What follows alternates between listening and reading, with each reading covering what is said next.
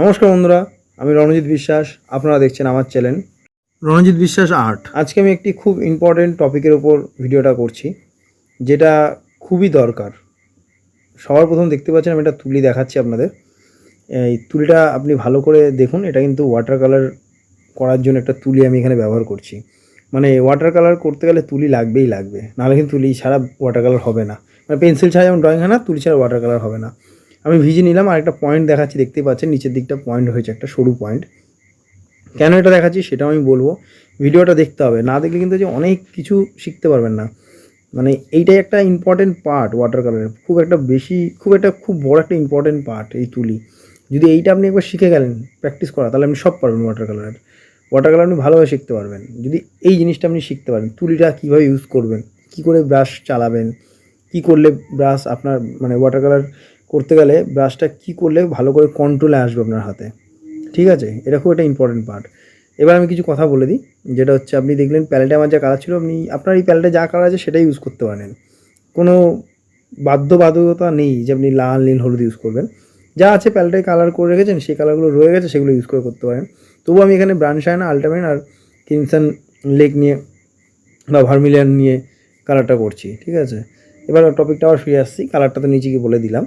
এবার যে টপিকটা মেন কথা আমি যেটা বলছিলাম, যেমন পেন্সিল দিয়ে ড্রয়িং করতে গেলে আপনাকে ভালো পেন্সিল ধরতে হবে, তাহলেই ভালো ড্রয়িংটা হবে, তাই তো? তেমনই তুলি দিয়ে মানে ওয়াটার কালার করতে গেলে তুলিটা ভালো আপনাকে গ্রিপে আনতে হবে পেন্সিলের মতন। তার জন্য প্র্যাকটিস দরকার। ঠিক আছে, আজকে আমরা করছি কি, আমরা স্কেচ করছি তুলি দিয়ে, ওয়াটার কালার দিয়ে তুলি দিয়ে স্কেচ করছি।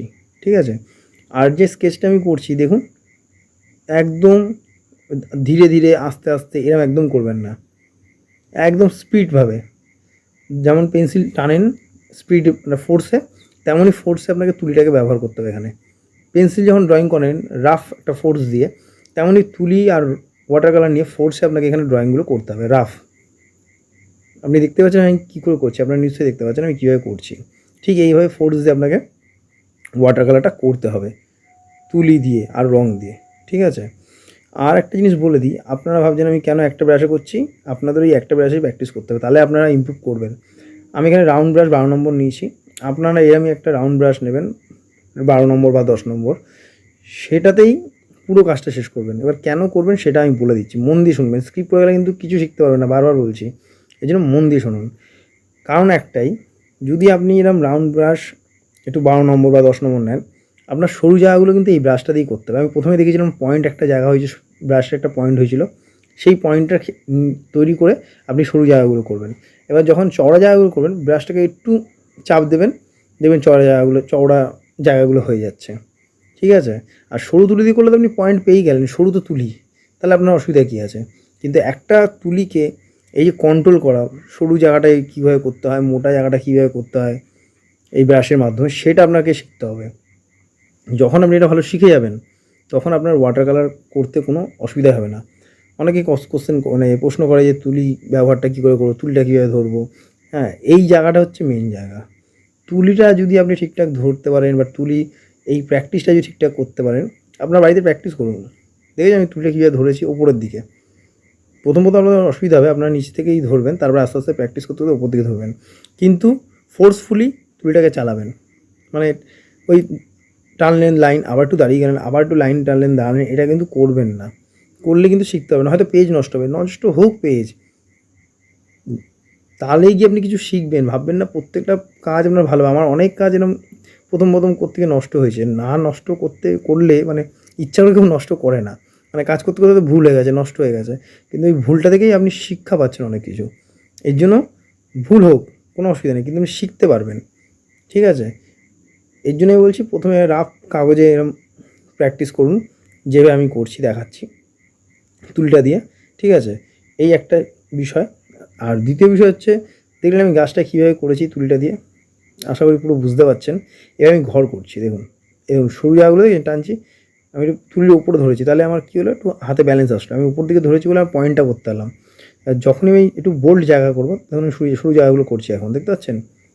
তাহলে আমি উপর দিকে তো করেছি, পয়েন্টটা তৈরি হয়েছিল, সেই জায়গাটাই পয়েন্টগুলো দিয়ে সরু জায়গাগুলো করলাম। আবার যখন চড়া জায়গা করবো আমি, তখন তুলিটাকে একটু প্রেশার দেবো নিচের দিকে, এই দেখেন, এই যে প্রেশারটা দিলাম, দেখতে পাচ্ছেন, এই যে প্রেশারটা দিলাম, এটা আমার চওড়া জায়গাটার জন্য, বোল্ড জায়গার জন্য।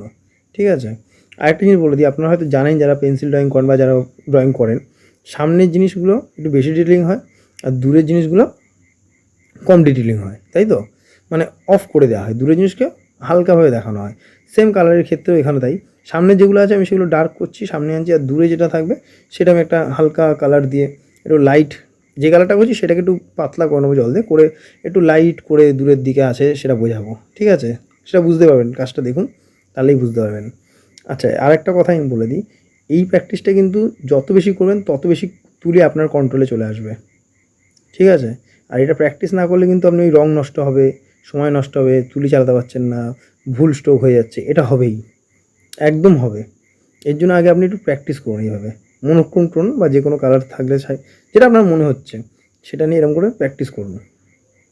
করার পর একদিন দুদিন এরকম প্র্যাকটিস করুন, মানে রাফ, আমি বলছি না ভালো খাতায় করতে হবে, রাফ কোনো একটা খাতায় এরকম প্র্যাকটিস করবেন, করে তারপরে ফাইনালি একটা ওয়াটার কালার করুন, দেখবেন অনেক কিছু শিখতে পেরেছেন। আপনাদের যদি ভিডিওটা ভালো লাগে আর আমার চ্যানেলে যদি আপনারা নতুন হয়ে থাকেন, তাহলে অতি অবশ্যই চ্যানেলটা সাবস্ক্রাইব করবেন, কমেন্ট করে জানাবেন ভিডিওটা কেমন লাগলো, আর লাইক কিন্তু একটা অবশ্যই দেবেন। লাইক দিলে আমি কনফিডেন্সটা পাবো, আরও পরবর্তী সময় আরও ভালো ভালো ভিডিও আপনাদের আমি আনতে পারবো। ঠিক আছে, আপনারা কিন্তু অবশ্যই একটা লাইক দেবেন আর চ্যানেলটা অবশ্যই সাবস্ক্রাইব করবেন নতুন হয়ে থাকলে। আর যেটা বলছিলাম, যেটা আমি দেখালাম, দেখলেন আমি বলেছিলাম একটু আগে, দূরে আমি হালকা মানে ব্যাপারটা হবে, আমি দেখুন একদম হালকা করে করেছি, মনে হচ্ছে অনেকটা দূরে আছে, দেখুন ভালো করে, মনে হচ্ছে দূরে আছে, আর বা গাছটা বা ঘরটা মনে হচ্ছে সামনে আছে। এটা কিন্তু মাথায় রাখবেন। এই ওয়াটার কালারের দুটো জিনিস আপনি এখানে শিখে গেলেন, এক হচ্ছে ব্রাশ কী করে ইউজ করবেন, ব্রাশের টেকনিকটা কী করে ইউজ করবেন, ব্রাশ কী করে চালাতে হয় না চালাতে হয় সবটাই বলে দিলাম। আর মানে সামনে দূরে কী করে করবেন ওয়াটার কালার, এটা মনোক্রম টোনে আমি কাজটা করেছি, সেটাও শিখে গেলেন। তাহলে এটা প্র্যাকটিস করুন, রাফ খাতায় প্রচুর প্র্যাকটিস করুন, যত বেশি প্র্যাকটিস করবেন, আমি বারবার আমার ভিডিওতে বলি, তত ভালো ওয়াটার কালার শিখতে পারবেন। আর যত প্র্যাকটিস করবেন না, আমার ভিডিও হোক বা অন্য কারোর ভিডিও যতই দেখে নিন, কিচ্ছু হবে না, কিচ্ছু করা যাবে না। এর জন্য প্র্যাকটিস খুব ইম্পর্টেন্ট, যত বেশি প্র্যাকটিস করবেন তত ভালো ওয়াটার কালারটা করতে পারবেন। ঠিক আছে, প্র্যাকটিসটা খুব কিন্তু ইম্পর্টেন্ট, বারবার আমি প্রত্যেকটা ভিডিও বলি, আমার ভিডিও দেখুন, দেখে একটু একটু করে প্র্যাকটিস করুন না, দেখবেন আপনি অনেক কিছু শিখে গেছেন, অনেকটা শিখে গেছেন। আর যেটা বলেছিলাম তুলিটা কী করে চালাবেন, সেটা আজকে শিখে গেলেন। তুলির প্র্যাকটিসটা এরকম করুন, দেখবেন ভালো ওয়াটার কালার করতে পারছেন।